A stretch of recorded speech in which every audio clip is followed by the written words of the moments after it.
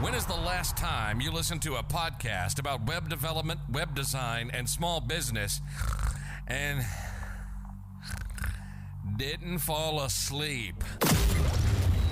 Yes, we cover web development, web design, and small business, but like actual human beings with personalities. If you're a beginner, we're not going to talk over your head. It's more like asking your buddy for help. We have guests, we have fun, and let me tell you, these two can get off on a tangent. Ladies and gentlemen, welcome to HTML All the Things Podcast. This is Matt Lawrence and Mike Curran. That's right, everybody. We are back. I just poked myself in the eye. This is the HTML All the Things podcast. This episode is titled Write Less, Rank More, My Fill-in-the-Blank SEO Method. So in this episode, we're going to be talking about my SEO method. I believe I want to say a few weeks, but it's probably more like a few months. Sometime last year, we did like an SEO episode where I kind of like talked about how to like boost up a customer's website, like small business messages you and something along those lines. I'll try to link that in the show notes. But in this episode, I want to focus on some hard skills, some hard SEO skills. And to the, I hope, the dismay and also to the pleasure of people who love and hate AI. Because my entire process can be done with hard skills, no AI, and then it can be augmented with AI, which I will touch on at the end of the episode. So, you know, if you like AI, if you don't like AI, hopefully this episode will be for you either way. So if I kind of like that. I like that approach. I've never thought about that because, like, there are people that are hardline against AI. Now, I don't agree with that, but I think we should cater to those people as well because it's good to have ways to, like, hey, this is how you can do it without AI. Here's how you can make it better with AI. It's cool. Well, there's also like a growing concern, although it's almost like, I want to say it's philosophical. Maybe that's too much, but where it's like AI trained off of us, you know, humans writing content, putting things out, making videos and stuff. And there's a growing concern that we as humans are going to lose our ability to do the hard skills, like do the actual coding, do the actual SEO research in this particular case.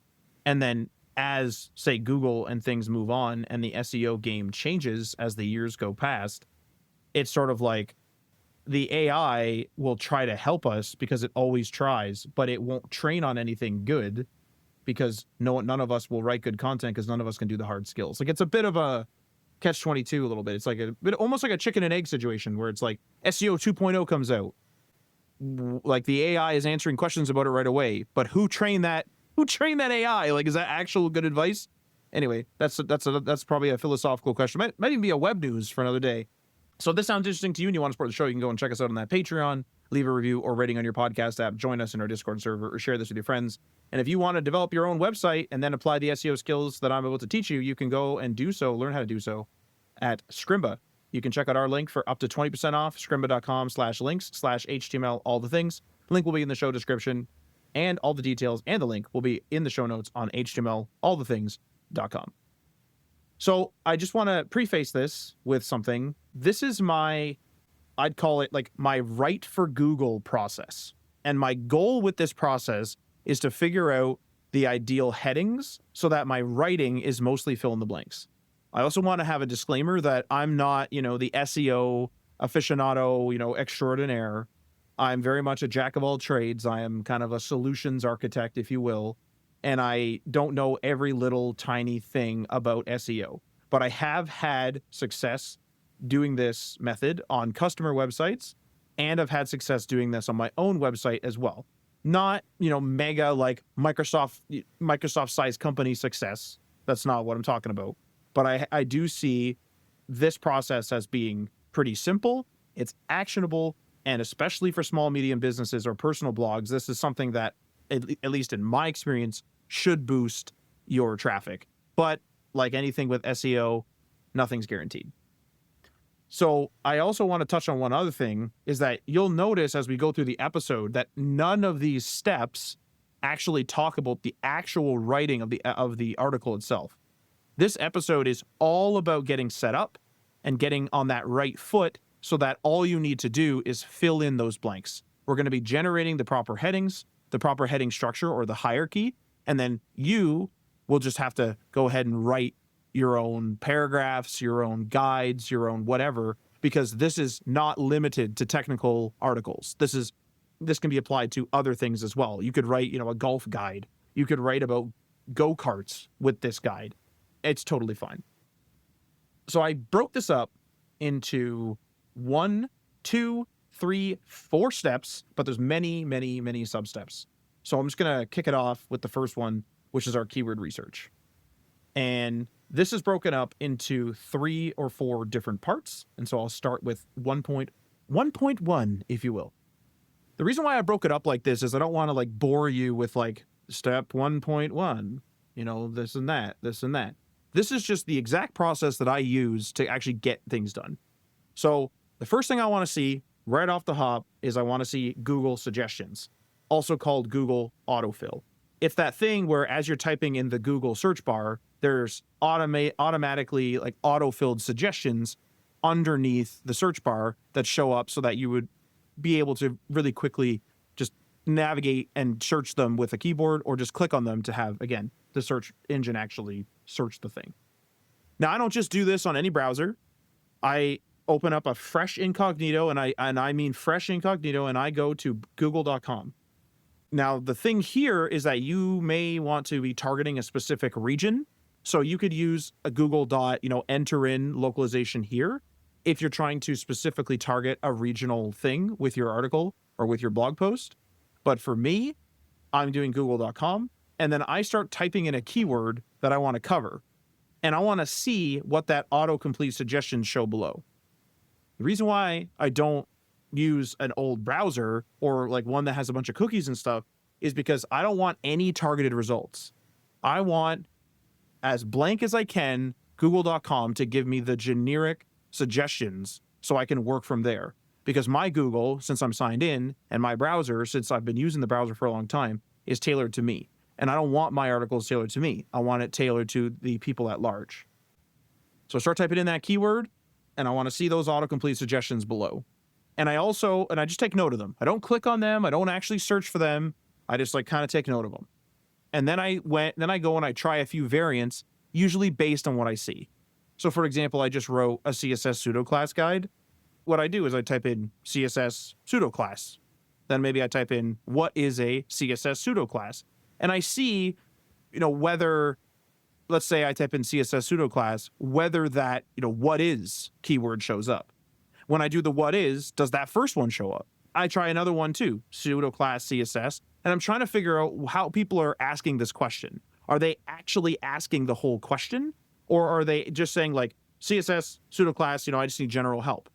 And are they putting the CSS at the beginning or end? This part takes a bit of getting used to, and is something that you're just going to kind of have to, unfortunately, kind of slowly learn and sort of figure out. But what I'm trying to do this entire time is I want to see the suggestions that show up at the top.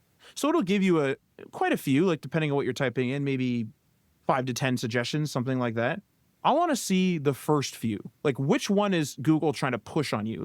Oh, hey, people have searched this and you should probably search this too, or you're likely trying to search for this too. I want to pay attention to those autocompletes in the list that show up highest in the suggestion list for each of the different keyword variants that I'm trying out. It's interesting. I've done this kind of keyword research only a few times, so I take most of my thoughts with that kind of grain of salt.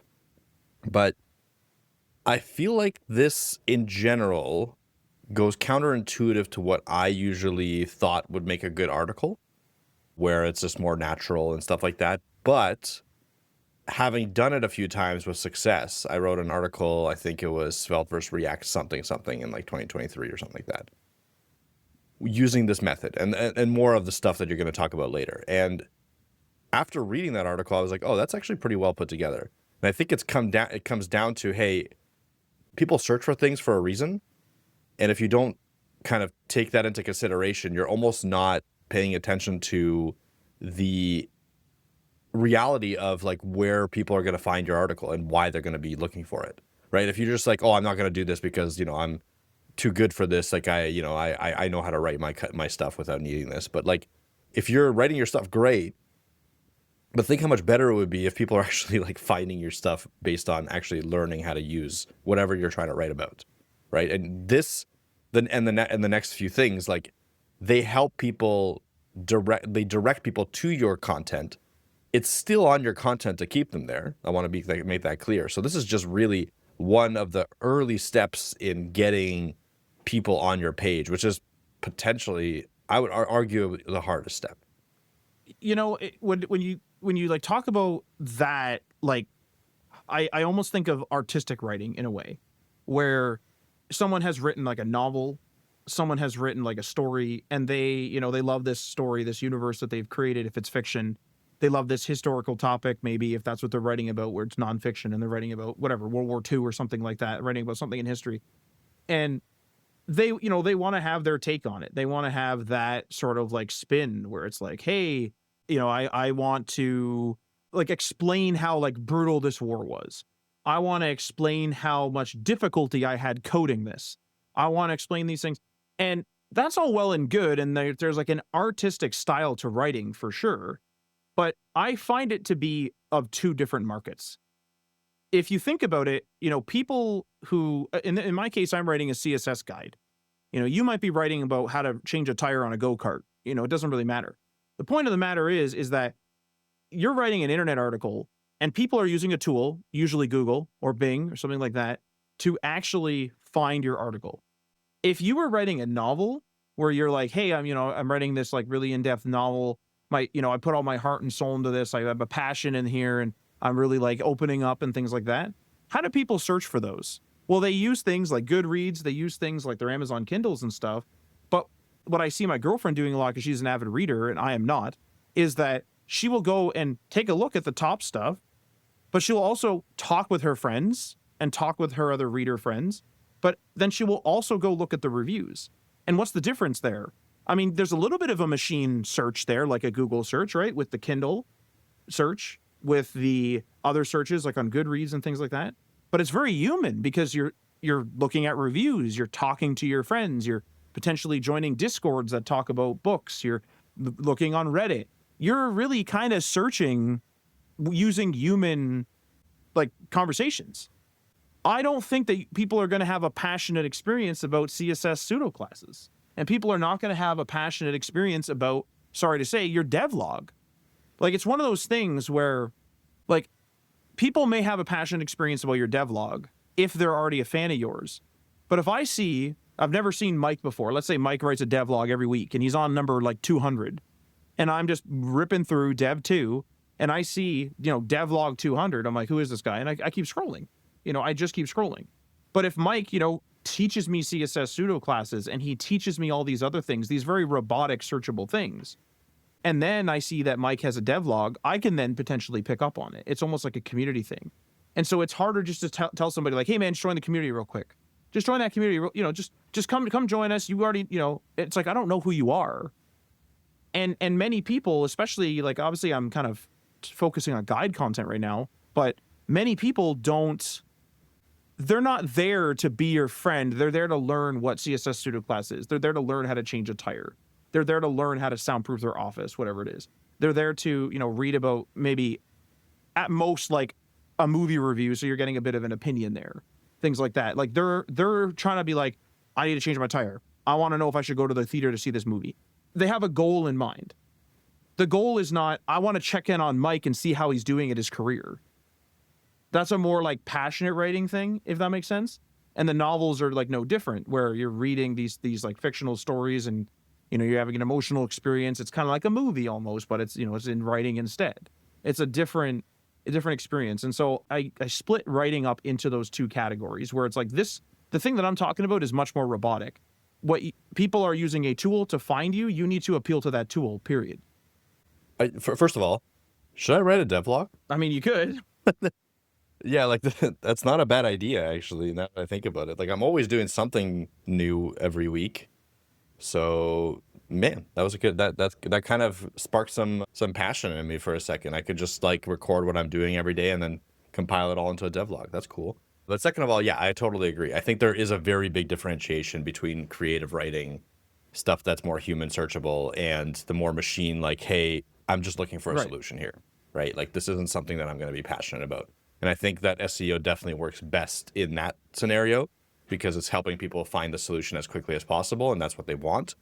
Yeah, it's a good way to break it down, and I think it's difficult. It becomes a little bit more complicated when you're writing maybe a more creative set of stuff in the development space or in whatever space where it is a creative writing thing, and you do want people to more like find it naturally. But I think that's where you have to kind of take it with a grain of salt of like, hey, people might not see this as a creative tool, so you need to first put them on the page, and then they can make that distinction once they're on the page. So you still have to throw in that a little bit of SEO. So there is that in-between step, I think, for a lot of people that are first starting out, especially.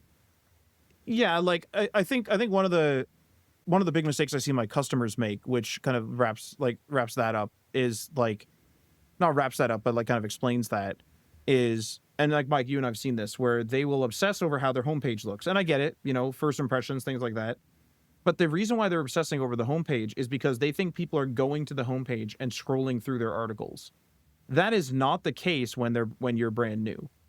For me personally, and obviously there's exceptions to every rule, but for me personally, it's like I'll check out the IGN website here and there because I've listened and watched a bunch of IGN content over the years. So I wouldn't call myself like a huge fan or anything. I kind of, check out their reviews passively and things. I don't really comment or anything like that. But like, I know IGN, and so I go to IGN because I know them. But I've read hundreds of Game Rant articles, and I don't really know Game Rant, so I don't really go to Game Rant, the website.com, assuming it's GameRant.com. I don't go to that website and hang out on the homepage. And a lot of our customers, they make the mistake of thinking people are going to go to the homepage and they're going to browse all around the site. No, they're not. And honestly, that person that's expecting that, oftentimes I'll ask them, like, well, do you do that? Like, if you are like, you are in the industry for a long time and people are like, man, I really like this guy's writing style, then those people may do that. They may bookmark your website. And yes, your homepage should look good for that first impression, but your actual content needs to appeal to the place that's going to funnel users to you, which is the search engines. That leads me to my next point, which is, okay, I've done my research on Google suggestions, right? I've done my research, and I've decided on a search term or a keyword that I want. So let's say it's like CSS pseudo-class. I've decided through all my analysis that's what I want. Now I actually go to a keyword research tool. This is where things are going to vary for a lot of people. Some people are going to go use SEMrush and this and that. I like key search myself. There'll be a link to it in the show notes if you want to check that out. But I personally prefer key search, and I go into their keyword research tab, and I put that search term that I put in there that I've determined from the suggestions. It's one, but I'll put them in one at a time, and I'll go in and I'll say, all right, what am I seeing here? There's a big report, and the big things that I'm pulling out of there are the volume of search and the difficulty of the keyword. What those things mean is the volume is how many people are actually searching for this thing, how many people are actually typing in this search term, right? And the difficulty of the keyword is how hard is it to actually break in and try to breach the top results? Like, is this a totally flooded keyword? Is this a totally flooded topic? And what's great about this keyword research tool is it gives you suggested searches. So even though I've done my due diligence and gone through that first Google suggestions step, there's suggested searches on the right. Oftentimes, some of the variants of keywords that I've experimented with or are planning on checking in this keyword research tool, they will actually be in that suggested side. And they may be easier to break into. They have a lower difficulty, and they may have more volume as well. The other thing I check, although it's secondary, is I check for search trends. So there's a graph in key search where it'll show you, are more people searching this? Are less people searching it? Is it, a growing trend, a shrinking trend? Is it volatile, up and down all the time? Maybe it's seasonal, if it's like a Christmas thing. Is it plateaued?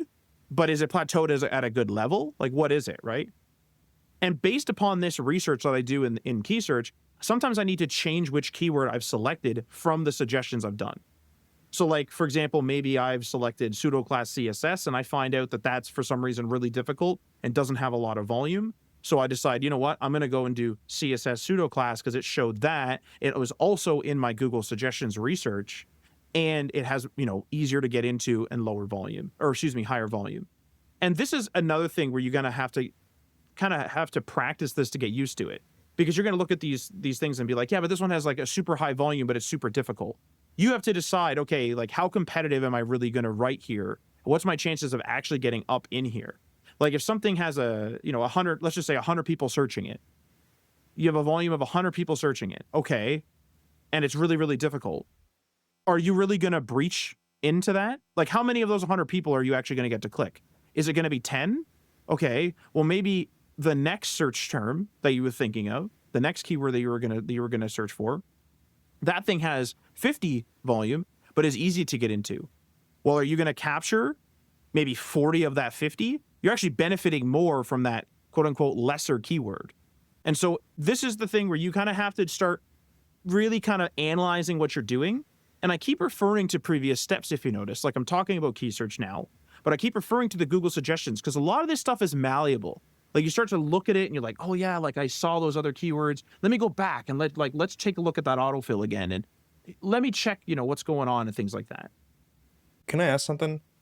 What do you do with the keywords? You might answer this at some point in the episode, but I'm just curious, just right off the top, is like, yeah, you find the keywords. I think with the searches, it makes sense for me because like you're like, okay, usually you would just put that whole phrase inside of the episode at least once in a heading or whatever. But the keywords themselves, I find myself, this part of it, I find it limiting me in my creative writing, if that makes sense, right? Like when I'm writing and I have to keyword stuff, I find myself going out of my way to put these keywords in and sometimes not sounding natural. And then there's also this like thing where you do too much keyword stuffing, it can actually negatively impact you. So what's your like strategy for balancing that? So that's why I do this fill in the blank method. And we'll talk about this a bunch in the next step. But you're right. Like you don't want to take like a keyword thing such as like, CSS pseudo class, because that's a very unnatural way to say that, right? CSS pseudo class. Realistically, in the English language, you would write, what is a CSS pseudo class? Or I need help with CSS pseudo classes, right? That'd be what you do. But people are using, again, Google as a tool, and they're not talking to Google. They're quickly typing in, and it's more efficient just to type in CSS pseudo class. Not even a dash in there. There's no hyphen in there, which is supposed to be hyphenated. Pseudo class is supposed to be hyphenated. The reason why I do this part is because of this next thing, which is I take a look at the top results. So once I've selected a keyword, or key phrase, whatever you want to call it, I take a look at the top 4 to 5 results on Google. And I do that in 2 places, which sounds weird. I do that in key search because key search will actually show some of these. And so it'll say like, here's it's called SERP, Search Engine Results Page, SERP. It will actually show you and be like, hey, like this is what we found as the top, 5 results or whatever. And I do exactly the same thing on Google where I go and look and I actually like open up a fresh incognito, type in my keyword, actually search it, press enter, take a look at it, take a look at those top 4 to 5 results. And what I'm doing is I'm looking for the title and the descriptions. What are they using? What's in that title? Because oftentimes it won't be the exact thing like CSS pseudo class. What'll happen is maybe the top 3 will say, what is a CSS pseudo class? And now I know that Google has affiliated the keyword or the key phrase CSS pseudo class with what is a CSS pseudo class. So now we're starting to get more human. Now we're starting to be like, okay, I've determined this is the results page I want to end up on by doing all my keyword research. These are the results that I want to be in on. But how do I get on there? And I look at those real world results. So I look at, again, the title, I look at the description, and I try to figure out what it is that got them to the top. What phrasing did they use? And I will look at the top 10, but I want to avoid the bottom 5 of that top 10. The reason why is because I'll take a look and maybe something like CSS pseudo class explained is all in the bottom 5 of that top 10. Okay, I don't want to use CSS pseudo class explained in my headings. What is? Okay, we'll do that. Examples, like sometimes it'll be like, what is this with examples? Because it's a very visual thing that you're writing about. It's like, okay, perfect, there you go. If you're doing something like working on a car or something, I've seen it where it's like, how do I enter in car name here? How do I replace the headlights with pictures, with video? And I go and I see what's been written there. And now I'm starting to get like, okay, this is what they've done for the titles. This is what they've done for the descriptions. And then, this part I do sometimes I don't. more often than not though, is I actually go into these top results and I see what headings they're using. What I'm doing is, in those top 5, I'm checking for common headings between them, but I'm also checking for differences. And I want to know, okay, these headings are common. These 2 in the top 5 have a couple of different headings here. Is there a way for me to incorporate all these headings? Because I know all these headings are good because they're in the top 5. What can I do to make Google think my article is more attractive? How can I fill any gaps that these articles have in them? And I start getting into that. And I'm not copying their headings one-to-one necessarily, unless it's something generic like description. I can't change that word really. But that's what I start looking into. And then what I start doing on top of this is I start looking at the people also ask. So when you type something into Google, there'll be the little like accordion menu and there'll be like 4 or 5 results and it says like people also ask. I also start looking at there because what happens is those ones are usually a bit more human than the very robotic CSS pseudo class, change tire on go-kart, very, very robotic. So I look up what those are and they usually start to like phrase things differently, like how to change a tire on go-kart, things like that. And I want to take a really good look at that people also ask section. What I get from this section is adjacent keywords. I want to be in those accordions. Like I want to be in those accordions ultimately. So when I click to open one, I want to see how they got in there. And Google will often show a snippet where it'll be like, in order to change a tire, you first start with like a drill or whatever, right? And clearly I don't work on cars. But you start with like, I'm just gonna say a drill because I don't know what it's called. You start with a drill. So then when I go to write, it's like, okay, if I want to end up there, I need to like have a clearly labeled section where I'm answering that question of the people always ask. And my snippet of writing needs to incorporate in order to get started. Like Google thinks like, oh, this is great. This is like a run-on sentence. Oh, Google's actually yelling at me right now. But it's great that like what's good is like I'm able to like take that run-on sentence and I'm able to be like, okay, I'm going to write something similar to this to try to get into these results. And another small snippet that I don't see people talk about, when you open the accordion, more results show up. So 3 or 4 show up originally. You click to open one of them, another couple open up. And I take note of all of those and I choose which ones I want to do. I just explained what I do primarily with them, but I get a secondary benefit from them. What I do is if my article is long enough and if my article is informative enough, I will generally have an FAQ section. And you bet your bottom dollar that I will put an FAQ section at the bottom and I will copy as close as I can those exact questions. Now, some of them have grammatical errors, which I won't put in. I try to avoid those because Google will be like, hey, what the heck kind of thing. But Google's also smart enough to realize that like people are searching it with a grammatical error, but they mean this. Like Google's like relatively smart. And so I try to put as close as possible to those people always ask questions in my FAQ. What that does is, again, that's helping me figure out how to get into the accordion. Oftentimes it's related topics. So if it's the go-kart thing, I'm trying to figure out how to change a tire, maybe a bunch of the people also ask is also asking, well, how do I take the exhaust off? That's another article I could get into. And in my FAQ, I could just write like, in order to take the exhaust off, make sure it's not hot, do this and that. And then maybe in the future, that's the end of my FAQ, right? Just a couple of sentences. But then if now down the road, I might be like, you know what? I'm going to write a guide on the exhaust system and how to take it off. And then I can cross-link now. I can go back to this original article about the tire. I can go into the FAQ and I can link the FAQ section about the exhaust to my full exhaust article. Now I'm starting to get interlinks. Now I'm starting to get linking between everything. So now everything's starting to mesh. And so this people also ask session is like really critical. To be honest with you, all these steps that I just said are like mega critical to me. Can I ask something on those steps? It seems like there's a potential for a lot of like rabbit holes and back and forth between them. Like you said, it's not like a one direct path top to bottom. It's going back and forth. Do you time box any of this? Like, do you, hey, I'm only going to do 30 minutes on this or anything like that? Or is this something like that could take hours for you to get to before you start writing the article? So what I used to do is I used to take forever. And what ends up happening is you start getting data if that's the case.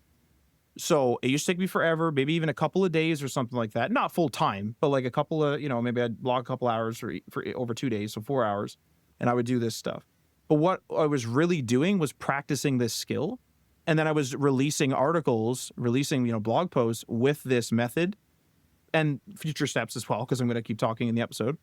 But what I would release articles, and then those websites, of course, would have, Google Analytics, Google Search Console, a bunch of other analytical tools. And then I started getting data, real world data. And then that justifies what I'm doing. And it also deters me from doing certain things. And I'm now at the point where it only takes me maybe an hour, hour and a half, depending on the topic. If I really don't know what I'm talking about and I'm trying to help someone do some content writing, like, I'm going to be shaky because I'm going to be like, what's an exhaust system? And I don't know what that is. But if it's like a computer part or something, I know enough to be like, okay. And then, so now it's like my skill has boiled down. So I like kind of did my time spending forever. And now it's like an hour, hour and a half. And realistically, I could get you like a 7 out of 10. If you were rating it, I could get you like a 7 out of 10 in like 30 minutes. Like if you really needed it fast, I could do that with this method. A lot of it is feeling, which is a little bit weird to say, but I like this method because I'm talking about a lot of robotic things, but it's not all robotic. And like you said, Mike, like that is one of the major problems you had, because it's like, this feels very robotic, where it's like you're trying to cram those keywords into your paragraphs. I don't do that at all. I take a look again at those descriptions and how the other people are writing, and I just try to appeal to Google. The entire point is just to appeal to Google and have it understand what I'm writing about and have that stuff be as accurate as possible. And that's all I ultimately care about. And headings, which is like the big part of this, is a great way to like get started. It gives Google like a map as to what the heck is going on. So that ends, I guess, step one, if we're counting. That's my keyword research. And I write things down all over the place. I've just started using Notion recently, so that's a great resource. I've been using that a lot, where I write a lot of this stuff down. And then even if I like, do half my keyword research yesterday and I come back, I can just quickly read my notes and be like, oh yeah, I want to check those people also asked, and, things like that and whatever, right? Now on to the headings. So like, this is something that, in my opinion, is super critical. And this is a major mistake that people make. They don't want to put headings. They don't care about the hierarchy. They only care about like the font size, because the hierarchy kind of like changes the font size, obviously. And they're just like, oh, it's, who cares and this and that. And it's like, well, Google cares, because Google's a machine. Google and Bing, they don't understand what it is a human is writing about unless you help it along. And headings give it like a map on how to read this stuff. So based upon all the research I did in step one, all that keyword research, key phrase research, whatever it is you want to call it, based on all that, I write out my headings. And my heading content is extremely important. I tell Google and the readers with these headings, I tell them what they're about to read. Now, in a lot of SEO guides, I see people say, tell Google what it is that you're about to read. You forgot about the readers. If a reader likes, like a person, if a reader likes what you wrote, they're going to potentially share that on social media, and that is a great backlink. They may share it on their own website, potentially a great backlink. You want your article shared, so you need to appeal not only to Google, but you need to appeal to the readers as well. And those heading... What would you say is more important? Appealing to Google or the readers? If you had to choose one, so like I'm taking away your 50-50 card. It depends on the difficulty of the keyword. If the keyword is extremely difficult and I'm valuing climbing Google more than anything at this particular time, then I'm going more toward Google. Sometimes I do a rough SEO job because maybe what I'm writing is a little like, quarter creative. Like it's less like writing a guide and it's more like Matt's opinions on this. And it's like, yeah, there's some hard skills discussed in here, but at the end of the day, like, it's kind of like almost like a devlog in a little bit. So like, then I go more human for stuff like that. But the heading content is like extremely important. Like what I basically want humans and Google to see in varying scales, as we just discussed, is I want them to be able to look at the heading and just know what it is that's written beneath it immediately. I want them to understand the organization. Like they're not going to know it's an H2, but it's like, this is a big heading, and then there's a little heading underneath. So like, that's like a subheading of this one, right? I don't want to have to write TLDRs with like in my article at all, I want my headings to do the talking. If you only care about the data sheet and there's a data sheet halfway down, you should be able to go and find that data sheet quickly with like, data sheet as the heading, or like, go-kart data sheet or whatever it is. So that's the heading content. That's the actual writing of the words you're using in the heading. And then I would say equally as important is heading hierarchy. This tells Google, again, this is a heading, this is a subheading, this is a further subheading.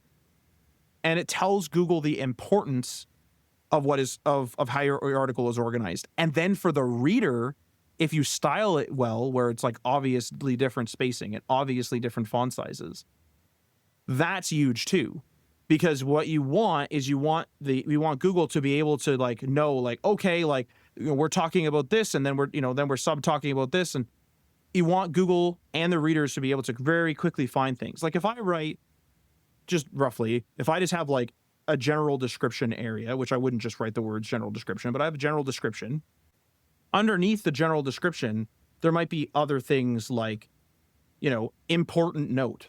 And it's like, hey, like, 99% of go-karts work this way, but there's 1% that doesn't. And it's extremely important for you to know that because they're so different that they'll fail if you try to use this method or something like that, right? I'm trying to make it very obvious to people where they're like, if they're looking in general information, all the important reminders or the warnings or whatever are in there. What I try to envision when I write out my headings is that I envision it being just straight up a map for Google to find what it needs, what it wants, and what is contained within my article. That's my thought when I write it out. And again, wherever feasible, and I already touched on this, but I'll just reiterate, consider an FAQ whenever feasible. Go ahead. Yeah. I'm just trying to think, like, this is something I also take really, really seriously in my articles, and something I also do first. And I've been doing that for a while now too. Do you ever get stuck on this? That's one thing that I found myself getting stuck on is like, hey, I want to get to the writing, and then I'm like, I'm spending a bunch of time on the SEO, and then I'm going into the headings, and I'm like, I can't think of like 2 or 3 extra headings. Do you cut that down to get less headings? Do you have like hey, I want at least 5 headings on this page thing? Or is it all driven literally by how much stuff comes from the SEO research that you did before that? It's all driven by the keyword research. However, there are times where I realize that there's not enough headings and I would like some more. But what I do is I let the keyword research dictate what headings are there. And let's say I have 3, but I wanted 5, or I feel like it should be 5. What I start to do is I say, okay, my headings are kind of quote unquote done. And I start to write. And what often happens is I want to have 5 because I realize the article or the topic is rich enough. And then what happens is as I'm writing, I'm like, oh shoot, this is going to be like 8 paragraphs in this one section. Let's split this. And then comes in the other heading. And some of those headings that are like, split like that aren't going to necessarily, again, be driven by the SEO research. Like I'll keep it, above board and try to keep it to be that way. But sometimes, like, again, that's kind of like that human readability thing where you don't want to just give somebody, full, like, full justified, barely any paragraph breaks, just like a big wall of text. Like you don't want to do that to somebody. So you're not rigid. Like you're not super rigid and like, oh, this article has to have 5 headings. I've decided on my headings. I can't do anymore. Like you'll come back. If there's a big section, you might split that up into a couple headings and stuff like that. It's more of a natural progression in the writing rather than like a strict process that it must be followed. Yeah, that's correct. And another thing too is a lot of people worry about word count, and I worry about that too. But I mean, I solve it really quickly. I literally just look up roughly how many words Google wants, and then I try to shoot for that. And let's just say, like, I get to I'm just gonna throw out a number. Let's just say Google in this day and age is expecting 1,100 words. Let's just say, and I get to 900, but I feel like the article is complete. I'm just going to ship that because realistically speaking, Google is fluid. Humans are fluid. So who's to say that Google wouldn't punish me to say, hey, now it looks like you're keyword stuffing for those last few hundred words. It's like, I'd rather have, something that's really well readable and maybe lands at like, position 6 rather than something that gets keyword stuffed and then ends up at position like 37. So I prefer that.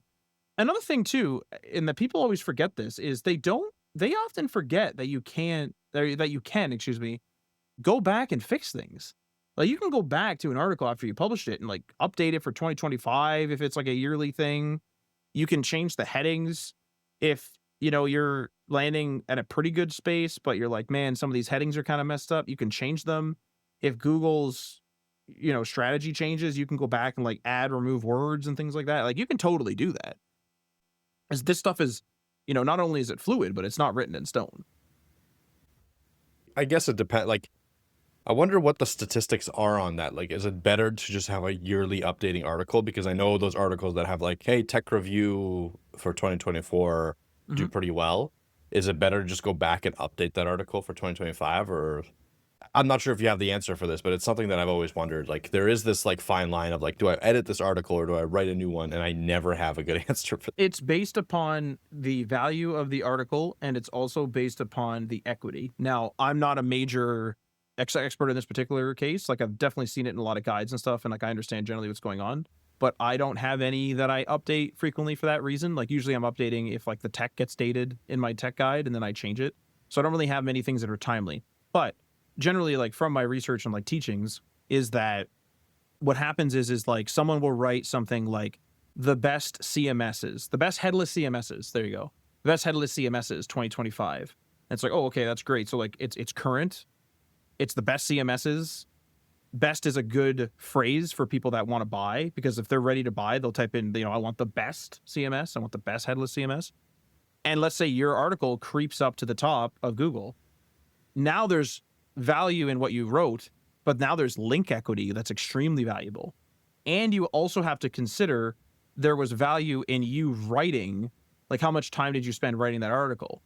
And so you might say, you know what, I might be able to, you know, maintain my position once 2026 rolls around by doing a slight update, not rewriting, leveraging that equity, and only have changed like 5 or 6 paragraphs, or like, you know, changed 2 of the 10 that I listed or something like that.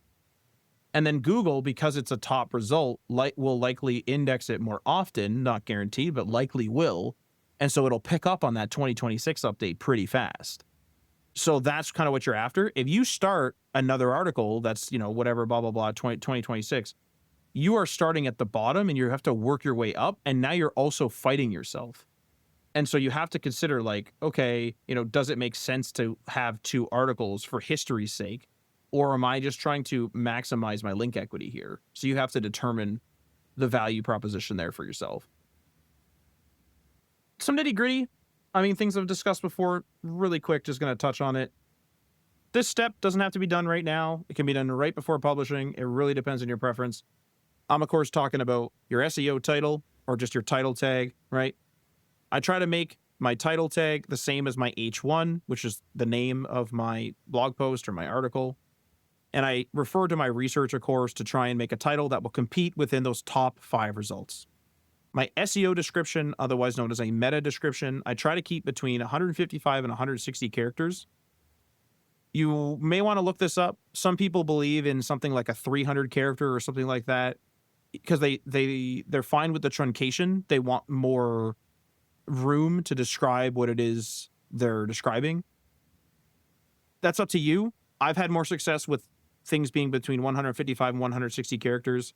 Other people swear the other way. Again, this is kind of a fluid method. Like, people do different things. I will definitely try to avoid things that are short, though. So here's the thing. I'm not going to keyword stuff. Like, if I have something that goes up to 150 characters, it's 5 characters short, right, of what I want. And some people will like keyword stuff to get to that 155. I'm not going to do that. If it sounds good and like that's the best we got, I'm just going to ship it at 150. I will try to avoid, though, things that are shorter at like 120 characters or less, or actually more specifically less than 120 characters, because what you're really doing at that point is you're leaving real estate on the table inside of the search engine results page, inside of that SERP. You're just leaving real estate available. And this goes back to my other episode. Again, you can go check that out. I'll put a link in the show notes. But OG image, not amazing for SEO, things like that. But what I do is I try to make sure that my OG or my open graph image is present, because part of SEO to me, it's just making sure that like everything's kind of like done and just available. And what I try to do with my OG image is I try to make something that will be eye-catching on social media. So for example, and this is a personal thing, I find myself not reading the SEO title or just the title on shared links on Facebook. Instead, I'll look at the link preview's image first. And so to me, it's like, okay, that's the first thing people are reading. They're not reading that text that's underneath. So for a guide, my OG image will actually include a fair bit of text. It'll say like, how to use, CSS pseudo classes. Because I'm expecting the person to not read the title. And so by having that text in the OG image, it tells the person what they're learning.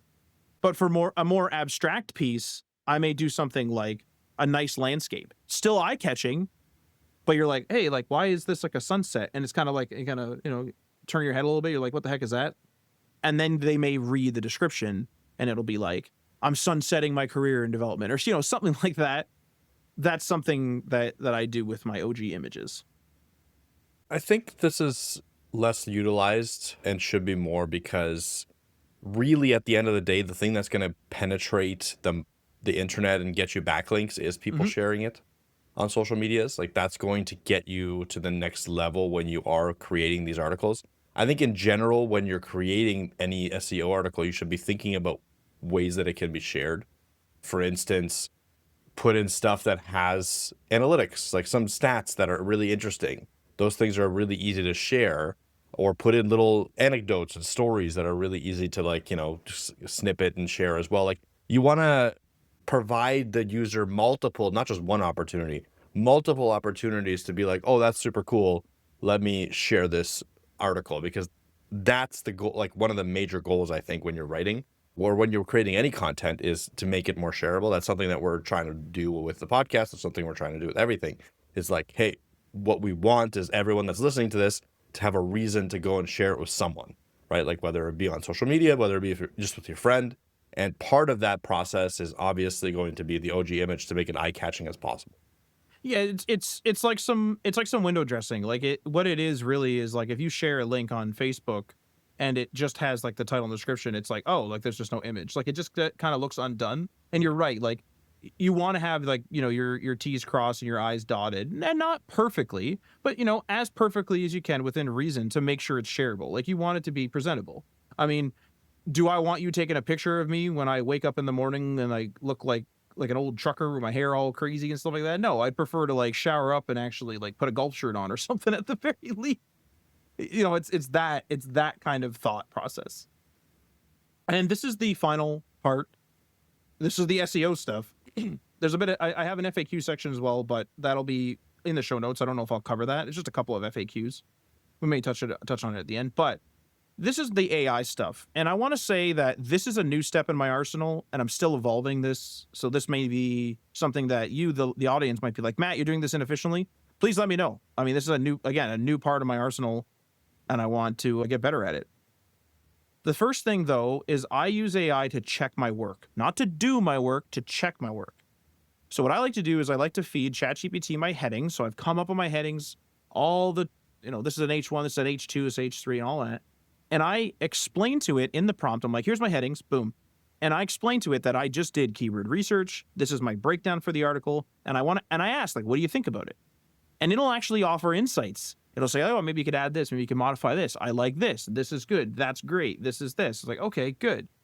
The point is I'm not going to follow everything it says. The point is that this is a quick check-in, and it's a great way to get some validation and initial feedback on your work.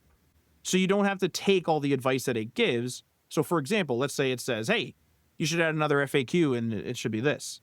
I go and I take a look.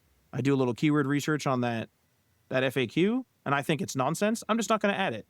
This is just like someone to bounce an idea off of, and that's what I'm treating it as. Writes and rewrites are great in ChatGPT as well. ChatGPT is great at rewriting things. And a SERP is always a pain to me. So the SERP, again, I like 155 to 160 characters inclusive. Sometimes I write something, I'm like, man, that sounds great, but I just can't get it to 155. Copy that, give it to ChatGPT, be like, yo, rewrite this. I need it as a SERP. I need it to be 155 to 160 characters. It'll add some stuff, refix it, whatever. Sometimes it comes up with something that's maybe I came up with 140 and it comes up with 152. Good enough. It's an improvement, right? And you can feed your finalized heading structure to ChatGPT and ask it to actually write a draft for you to get started. If you're a person, again, I didn't cover like how to write the articles and stuff, or like fill in those blanks, right? Like the headings, you're filling in the blanks underneath each heading. You might be like, Matt, like I just did all this keyword research. I just spent all this time learning. And now I don't know how to fill in those blanks. I don't know how to like write those paragraphs. I don't know what to do. It's like, you could get ChatGPT to help you with that. Now I understand this step is quite controversial. You know, some SEO experts love it. Some people don't. Some people don't like that ChatGPT is writing the stuff for you. But this is a time booster. So if time is of the essence, this might be something you want to do. If you're just learning this SEO stuff, this is something you might want to do. And I've tried it and I've removed a lot of the stuff. Like, for example, I'll like be like, oh, CSS guy, here's my heading structure. Like, give me a draft. And it'll start writing about the history of CSS. It's like, I don't want this. Like, cut that out, cut this out. So you're still like very drastically changing it. Really up to you whether or not you wanted to write a draft for you, though. Honestly, like for me, I think it does a decent job at writing short form stuff. I think I still have to rewrite a lot, but I think I use it the same way as you, where most of it I write myself and then I have it do a pass and then give me notes, right? Like it's more of an editor rather than a actual writer. And it does a pretty good job at that, at directing me. And it also does a bad job. I've had it many times where it's just like giving me an edit suggestion and it was like, or like just wrong. Just like, hey, this is just, you're asking me to edit something to make it like not right. And you have to watch out for that. So it saves you more time than it hurts, in my opinion, but it isn't something that you can just trust to take over your entire strategy for you, at least at this moment. And the things that help is becoming better at prompting and giving it more context, right? Like that's the thing that's helped me the most is like, if I want to write an article similar to an article that I've already written on a different topic, I'll definitely feed it the article that I've already written so it knows my style of writing. And I will feed it more context on that topic. So instead of just relying on the LLM's intellectual data that it gathered over all of its training, I'm feeding it more specific data that I personally referred to when creating all the SEO stuff, all the other stuff. And like the combination of that will produce something, but even then it's not going to produce like a finalized article, and it's going to take me some drafts to get through it. So that's what I did for my last few articles. And with like, you know, subjective success, I think it's something that will have to evolve over time. And the reality is like, if everything can be written by ChatGPT at some point, which seems like where we're heading and seems like what they want, our entire strategy, everything that we talked about, step 1, step 2, step 3 is going to change. So if you're listening to this 5 years later, right, like we're recording in 2025, definitely take a lot of what we said with a grain of salt, because I feel like the SEO landscape is going to be very different in 5 years. I still think that there's going to be some portion of SEO that works and some portion of what is it, SGO? Yeah, generative engine that optimization. Generative optimization that will take over a lot of this stuff, and potentially handwritten content will be treated completely differently than AI generated content, and that could be like a positive or a negative. Who knows what's going to happen in that time, but it's a really interesting process to keep an eye on. And I do think, like you said at the start of the episode, where like some people don't want to use it at all, I do think that's a hindrance to you if you're being like a hardliner on against AI. I think you need to learn how to integrate it into your workflow in a way that works for you.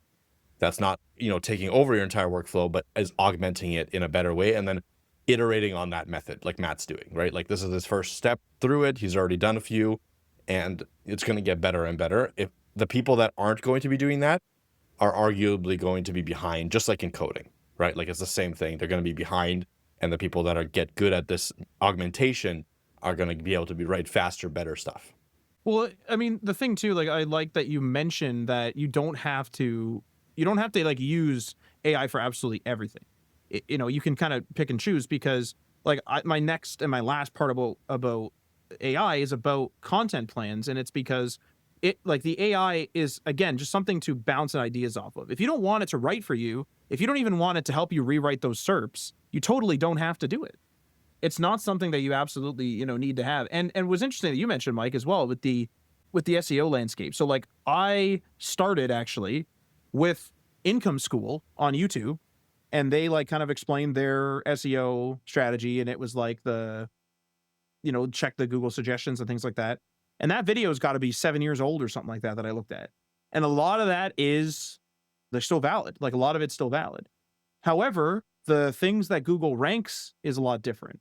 The things that Google, takes into consideration for snippets, for its AI overviews, which I didn't touch on at all today, things like that, like it's different. Like, so really, like, once you get into a process that generally works, you will be constantly learning. Like, the meta of things, not the company, but the meta of things constantly changes. And so, like I said, AI is a new part of my procedure. My procedure used to just be, okay, I need some headings. And I would just kind of like go through the Google suggestions and be like, cool. And then I would just look at the top results and just try to work those in. Now it's like, people also ask, is critical. Using key search, critical. Make sure my headings are good for readers and Google, critical. Like, there's so many things that I've added to my SEO process that works for me. And AI can just like be an accoutrement to you.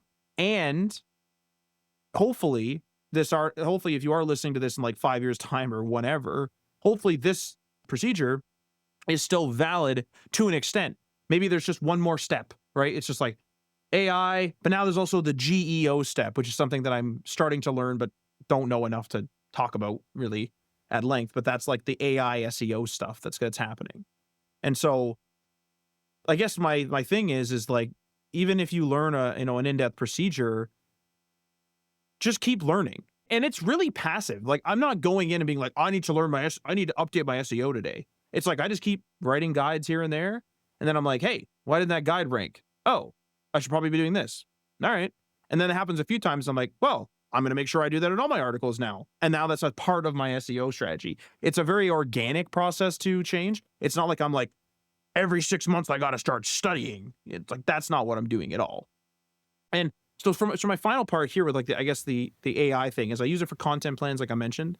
So I'll just like tell you the brief story. So my old pseudo class versus pseudo elements video on TikTok just blew up recently. Last few weeks, last few months, people have been like commenting on it, liking it, watching it. And it's like old, like it's 2023 or something like that. And I kind of wanted to capitalize on this. I thought, I should, make something that's more modern, but related to it. And I wanted to like write an article that was, just like the video, pseudo classes versus pseudo elements. And then I realized through all my keyword research that I really kind of figured I should be doing 3 articles. I should be doing one on pseudo class, one on pseudo elements, and then one versus. Because the versus was ranking less, but it's a good link between the two and, yada, yada. So I was able to talk this idea out with ChatGPT to gain some feedback to actually see if it would validate or invalidate my idea. And in the end, it agreed with my 3-article conclusion. And I said, okay, like that sounds good. But I was like, one thing I am concerned about logistically is I don't want to spam the site about the same topic or a closely related topic 3 times quickly. So it was like, all right, well, maybe we can help spread that out. Why don't we try this? Why don't we try that? And then I told it more details. So it was like, why don't we do this like release order?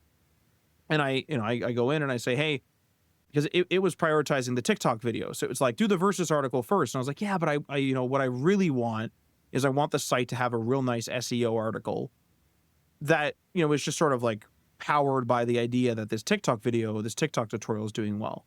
And it was like, okay, like now that I know that your SEO goal is the main goal, or you're like trying to get exposure on Google and such, it's like, we'll change the order. So we'll do this article, then this article, then this article. And then I'm like, hey, but what about that spamming? And it's like, right, okay, let's like, do this week 1, week 2, maybe we'll enter an article, enter something else in. Week 3, we'll do this. And it's just a good place to bounce the ideas off of. And, it's not, instead of me being like, hey, Mike, like I need to bounce an idea off you, you got to wait a couple of days and like have a chat and stuff like that. It's like, I can just do this quickly. Then it's like, okay, this is my plan. And I'll still talk to Mike about it later because he might have extra feedback, but it's like, now I'm not blocked. Now I'm just like, okay, moving on. Let's go. Next thing. Let's get writing. So the only thing I will say against this plan is you really need to be self-critical, because ChatGPT almost to the T, unless you tell it, will give you positive feedback. That's a good point. Very good point. Yeah, very, like, most of the time, unless you tell it, hey, be as critical as you possibly can, give me notes on what won't work, what will work. And that's part of the prompting. Like, you have to get better at prompting. If you do that, then you can get some valuable feedback. But a lot of times when I type in, hey, I want to do this to ChatGPT and ask it, hey, will this work? They'll be like, oh yeah, no problem, this will work. And it'll give me some like, yeah, like some justification for why it'll work. But the reality is like it could be done 10 times better in different ways, right? Because you're not asking it to be critical. And its default level of enthusiasm is always going to be very high for your suggestions because it's trying to make you happy, right? So it's actually like a little bit of a game that you have to play with yourself. You have to allow it to be a little bit more critical. There's other models, I think like Grok is a little bit more critical, where you can trust it giving you bad advice, or like trust it when it tells you something is wrong a little bit more. But regardless, I think there's that fine line of being like, of getting that like positivity bias from LLMs. So when you have a back and forth with them, make sure to give them that instruction of being like, hey, I'm not sure if this is correct. You need to be as critical as you possibly can be, and give me reasons why this isn't correct. Sometimes I do that. And then even if it is correct, they'll be like, okay, this is correct, but here are some things I could fail with it. And then I can balance between like, okay, this is what's good about it, this is what's bad about it. And I can make a decision after that. One way I get around it too is I don't tell it to be critical, but I say I'm concerned about something. And it will sometimes say, that's not a concern. Like, that's okay. Because it's not really criticizing me. It's like, that concern is minimal. Or it'll say, your concern is valid, but doing this, and it'll name something I'm doing, is the best mitigation for it. It's like, okay, cool. That's kind of what I go for. But that's a very good point, Mike.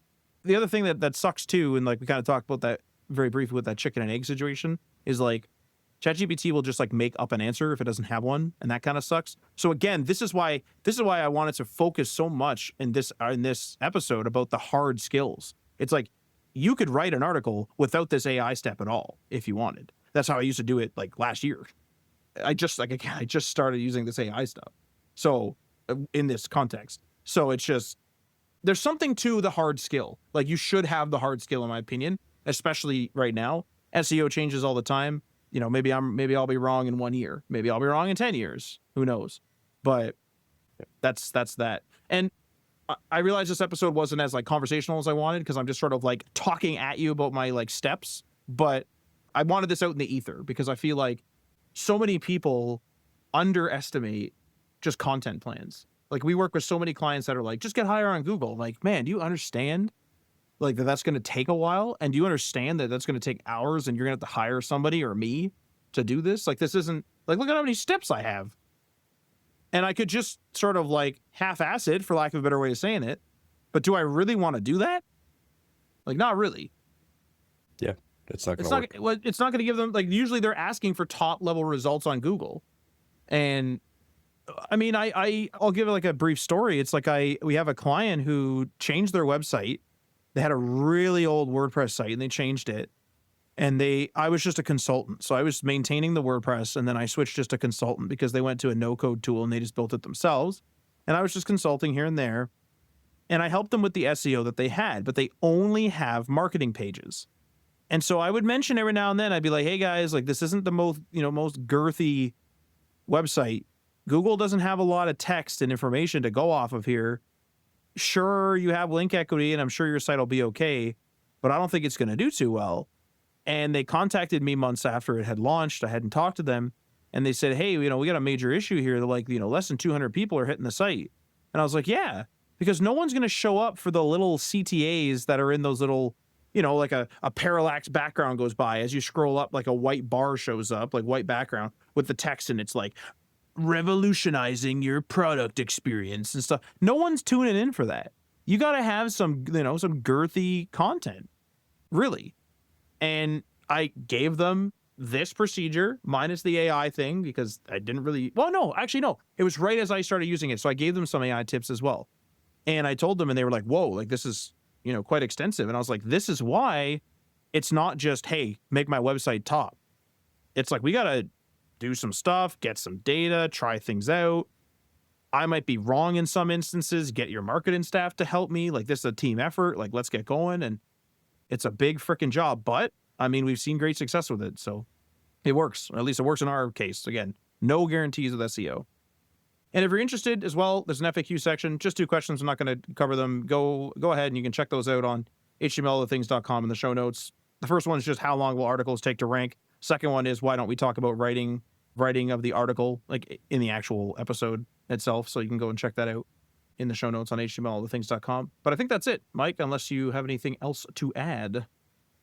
No, I think we've covered SEO as much as we can. I think we have like a good few episodes now that we can bundle together to give like a really good AI, or not AI, SEO overview in general. Yeah, we've covered like kind of it from the, the client calls me and how do you do it. This is a very much like, I'm writing an article and I want it to be good.